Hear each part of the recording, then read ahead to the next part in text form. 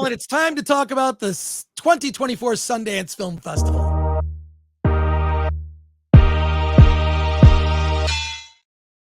Alan, it's here. It's January.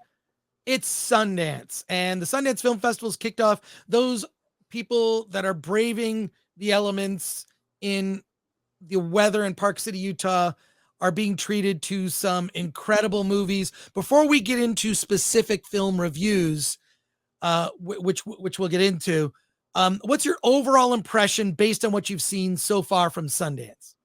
Yeah, so our film festival is relevant. Well, hey, today's Wednesday, and we have a virtual pass, so we can watch movies at home to cover Sundance.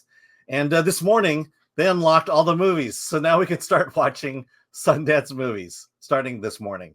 Yay! So the only films I've seen I actually saw one that from that system because they're only giving me less than a day to watch it.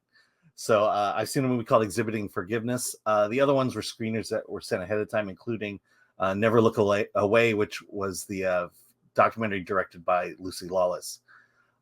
So again, everyone who's involved with our coverage of Sundance this year, all we've been doing is griping all week about Sundance. Well, that's really disappointing to hear, man. Yeah, but I mean, yeah, it's but you want me to talk about films? Let's pivot. But your general overall impression, and here's my question. Here's my question to you. Put a pin in the complaining for a minute. Yeah. Here's what I want to hear. I'm gonna err on the side of. I'm very salty about Sundance. You're a little salty. Yeah. You're a little salty. So, what can you say? But like, what's your overall impression based on the subject matter? Because I was of the impression with Sundance is, I don't know that they're playing as good of films as I would have liked. But the thing is this: Sundance doesn't make the movies. Sundance merely curates the films. So the issue is, are they curating movies that are not of the highest caliber, or is it that's just the movies that people are making now, and these are the voices that are being represented? So sort of give me a general overall, like, your thoughts based on subject matter and what you're seeing. Yeah, I mean, I think this, we talked about it earlier, but of course there's a general bent in terms of the politics of a lot of these.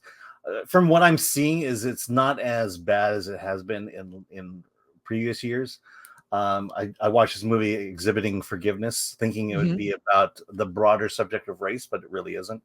There's one called As We Speak about a rap artist who explores the growing weaponization of rap lyrics in the United States and the justice system. I think, I would say that the political vibe I'm getting from this year's slate is not as bad as it was in the past. But it still leans one way.